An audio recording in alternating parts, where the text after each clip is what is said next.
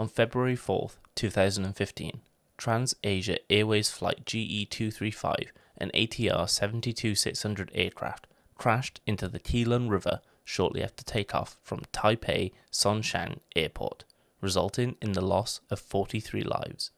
The investigation revealed a series of contributing factors leading to the disaster and led to improved regulations in the aviation industry. What factors caused the crash of this TransAsia Airways flight? Let's investigate the flight files of Flight GE235. Hello everybody, welcome back to the Flight Files.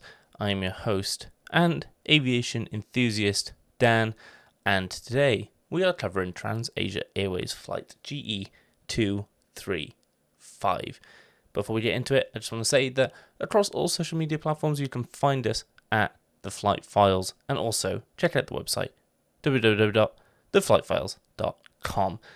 We'll be posting blog posts. I haven't posted one yet, but we will be posting blog posts. They will be on there, and links to all the stuff is on the website. You can also listen to the podcast directly on the website if you're not listening to it there, I guess. So let's jump straight into this accident. So it happened in February 2015, and it was, as I mentioned in the intro, TransAsia Airways, and it was an ATR 72-600 aircraft. I'm not overly familiar with the ATR aircraft. This is the first time I'm encountering it, so doing a bit of research when I was researching this incident, and I found out a couple of interesting things which I didn't know. So the ATR was a joint venture between Airbus and Leonardo SPA, and the 72-600 is a twin-engine turboprop aircraft. So the ATR 72 was designed to be a short-haul flight regional airliner. The 72 in its name is in relation to the standard seating capacity of 72 passengers. Every airline customizes their planes and seating arrangements to suit their needs, but 72 is the standard, what the plane comes with as default. So it's a really interesting little tidbit of how they named the plane. And Finnish airline Finnair was the first airline to operate the aircraft in revenue service. And it's also been used in corporate transport, cargo, and maritime patrol. Because it's a regional plane, it's more suited to the short haul flights. So being used in maritime patrol makes sense. And it was delivered to TransAsia Airways in 2014. So it was only around a year old at the time of the incident. So the flight was a scheduled passenger flight from Taipei Songshan Airport to Kinmen Airport. There were 58 people on board, 3 flight crew members and 5 flight attendants, and 50 passengers. So about 10 to 14 people less than its max capacity. So a bit of history about the airline. It was incorporated on the 25th of May 1951 as Foshin Transport Corp, or Foshin Airlines, and it was the first private civil airline in Taiwan. And it flew the Taipei to Hulan, Taitung, Kaohsiung route, and I really apologize if I'm pronouncing those incorrectly. And it also served as a local agent for other airlines, and provided ground handling services for other airlines flying into those destinations. And when they launched their first international route in January of 1992, the English translation of the name changed to TransAsia Airways, but the Chinese name remained the same. And the Airbus A320 also joined the fleet, and it became the airline's first jet aircraft, which is really interesting.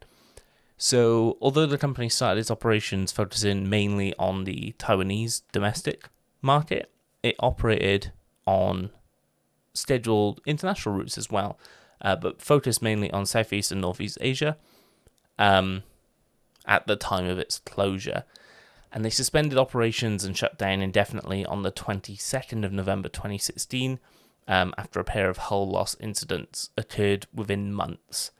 And it had a low-cost subsidiary, VA, that had already ceased operations a month earlier.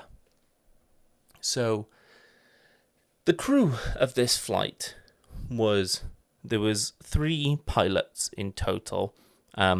The relief pilot wasn't flying or on the deck at the time of the accident, so we'll be focusing on the captain and the first officer. So the captain was Li Yi Lian, and they had 4,914 flight hours, with 2,835 hours of that being in the ATR 72-600. So more than half of their flight hours were on this specific plane. So very well versed in this specific aircraft. And the first officer was Qian Quan Xin. Again, I might be butchering the name. I really apologize. They had 2,518 flight hours, with 1,325 of those hours also on the ATR 72-600. So again, very well versed on this specific plane. So the plane departed from Taipei Songshan Airport at 10:51 a.m. local time, and it was scheduled to arrive at Kinmen Airport at 11:22 a.m. local time. So let's run through the details of what happened during the flight. So at 10:51, TransAsia Airways Flight 235 departed from Songshan Airport in Taipei, Taiwan, and it was bound for Kinmen. Shortly after takeoff, around 3 minutes after, the aircraft experienced an intermittent signal discontinuity between the AFU, or the auto feather unit, for engine number 2, and the torch sensor. So this caused the aircraft's automatic takeoff power control system to activate, and it resulted in the uncommanded auto feathering of engine number 2's propellers. So about 30 seconds after this happened, the flight crew were failing to identify what was happening. So despite having a lot of experience with the plane, they were struggling to identify what was happening, and they weren't able to respond to the uncommanded auto feathering for the engine number 2, and the pilot flying reduced the power on engine number 1 instead. So all of this happened within around about 5 minutes after takeoff, and these subsequent steps happened within 30 seconds of the AFU signal discontinuity. So the flight crew fully shut down engine number 1 because they mistook it for the failed engine. So they knew something was wrong. They knew it was an engine fault, but they didn't properly identify which engine was causing the issue. And at 10:54:44, the aircraft entered a stall and started a descent. So around 13 seconds later, the flight crew attempted to restart engine number 1, but the aircraft continued to descend in its stall. And around 3 seconds later, the aircraft impacts the Keelung River, which killed 43 of the 58 people on board the flight. So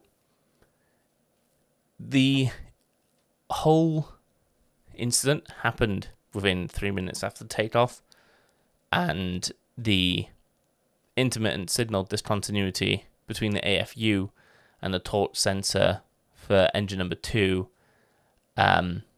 caused the plane's aircraft's automatic takeoff power control system to activate, and that was failed to be identified by the crew in the flight deck. So you would think, with so much experience on this particular aircraft, with both of them having more than half of their total flight hours with this aircraft, they would have been able to correctly identify. But when it comes to situations like this and the stress, there's so many different factors that go into this and how you respond to it. So they failed to identify the AFU, and they didn't take appropriate action to correct the situation. And the pilot flying also made the incorrect decision to reduce the power on the working engine, which is engine number 1, and that, because engine number 2 was not working, the aircraft's performance became compromised and became even more difficult to control. And then they shut down engine number 1 because they believed it was the failed engine. And as it shut down, it only had one operative engine that wasn't functioning properly, obviously led to the stall that caused the aircraft to crash. And all this happening in such a short period of time is really quite terrifying. And I'm sure there's a lot of people who would, in the same situation, just have freak out. I know personally I would as well. Obviously, if something's going wrong and it's 3 minutes after takeoff, when you think everything's fine, and you don't even have time to turn around, they would have been better off holding off, most likely, and diagnosing the issue a bit more before taking action, potentially, and keeping both engines operative. But we'll get into what the investigation found and the analysis of the whole situation shortly. So the official investigations was concluded, and they found that the probable cause of the accident was that there was the intermittent signal discontinuity between the AFU number 2 and the torque sensor, and this caused the automatic takeoff power system, or the ATPCS, to be not armed steadily, during the takeoff roll, and it activated during the initial climb, meaning that there was a complete loss of engine power. So the investigation also identified that there were several contributing factors and other safety factors, including some engine maintenance issues. There was some management processes that they found to be factors at TransAsia Airways, and there was some regulatory oversight of TransAsia by the CAA, or the Civil Aeronautics Administration. So the crash obviously resulted in the loss of 43 lives, including 3 flight crew members, 1 cabin crew member, and 39 of the passengers. The remaining 13 passengers and 1 of the cabin crew members sustained some serious injuries, and 1 passenger received minor injuries. So they made a lot of changes to the regulatory standards because of this incident. So the safety improvements and regulatory changes in response to the accident were implemented, and this included that engine manufacturers had implemented design modifications to address the AFU discontinuity issue, and TransAsia Airways specifically revised its flight operations and management processes, including enhanced pilot training and improved safety oversight. So it was likely that these pilots may not have been trained or fully trained on this particular incident that could happen. So it's good that they enhanced their pilot training, before ultimately shutting down a few years later, or a year later, actually. So there were some broader implications because of this. So the crash highlighted that there was a lot of importance on robust and reliable aircraft systems, and those that are really critical to flight control. The intermittent signal discontinuity between the AFU and torque sensor showcased that there was a lot of need for rigorous maintenance, which you would think you're dealing with planes with passengers on it, there would be anyway, and increased quality control measures to prevent failures like this happening in the future. Also, the investigation revealed that there were a lot of deficiencies in the flight crew training and proficiency, particularly in handling engine malfunctions and emergencies such as this one. So, emphasizing that realistic training programs can equip pilots with the necessary skills to respond to these situations more effectively. There would have been a better chance had they had improved training, but it's a lot of what ifs. We'll never know. The crash also exposed that there was a lot of weaknesses in the regulatory oversight of TransAsia Airways by the CAA, and that oversight needed to be more strict, more under the microscope across all of these airlines. The regulatory oversight should be like pinpoint accurate to ensure that this stuff isn't happening. And there'll be flights that we cover in the future where there's stories of the engineers skipping steps and going against the airlines at the manufacturer's official maintenance guidance in order to save time and money. And the airlines allow it because time is money, and the more money they save, the more money they make. So putting profit before people is an unfortunate circumstance of a industry-wide problem. And the crash also raised some concerns about the safety culture within the airline. The investigation found that there was a pattern of non-compliance with standard operating procedures and a lack of effective safety management, which is not good. I will repeat it, that you are dealing with things that fly in the sky and carry as little as one passenger or one person up to 500.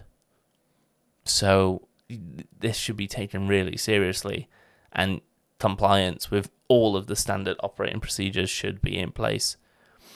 And also focusing on the human element as well, not overworking your crew, managing the resources well, and having clear communication between the crew and the airline, and making sure that they're not going into these flights tired, exhausted, overworked, because it leads to decision-making errors that contribute to these incidents happening. So the improvements to safety and regulation changes that happened in response to this crash were, pretty good. We've covered them briefly. The engine manufacturers modifying the AFU to designed to eliminate the signal discontinuity, and it made it more reliable.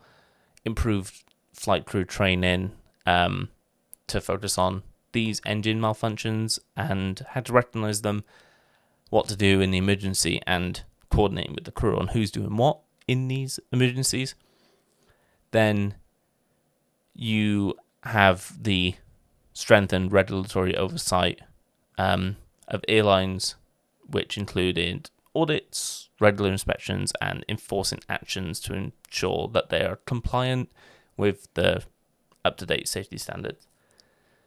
making sure that airlines prioritize risk management and employee involvement, approaching these safety concerns and making sure that people are listened to instead of ignored. We are seeing that come out more and more with Boeing at the moment. I'll always mention this, aviation is the safest form of transport. It is safe, it is fine. Like, Boeing planes fly every single day. You only hear about the bad. You never hear about every plane that lands. But doing your own research is paramount in these things, and just following and keeping up to date, so that you can make more informed decisions on what planes you want to fly on.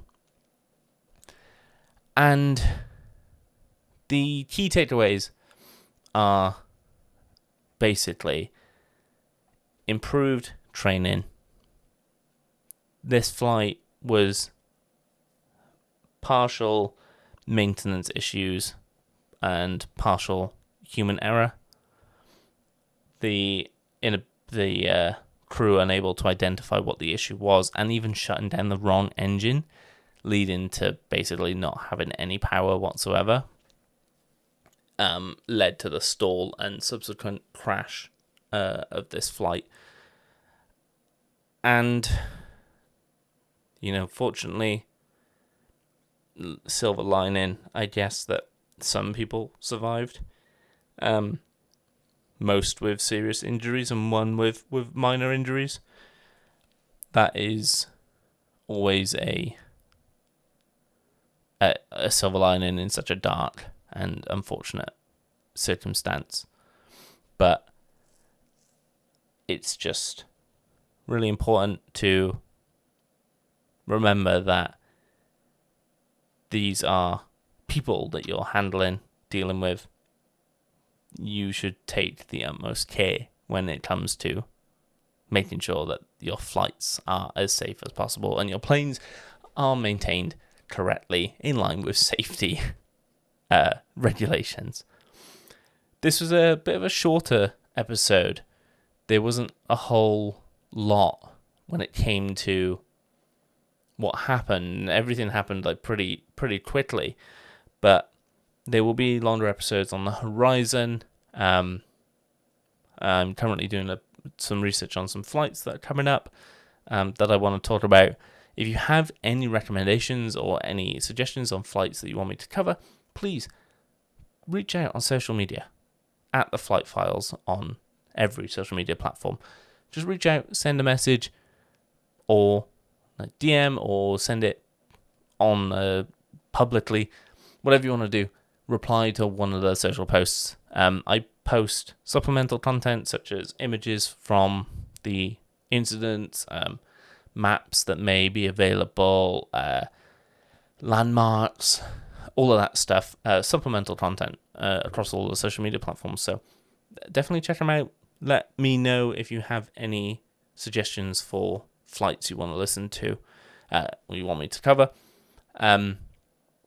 Also, if you're listening on Spotify, there's like a Q&A feature, so you could ask there as well if you wanted to.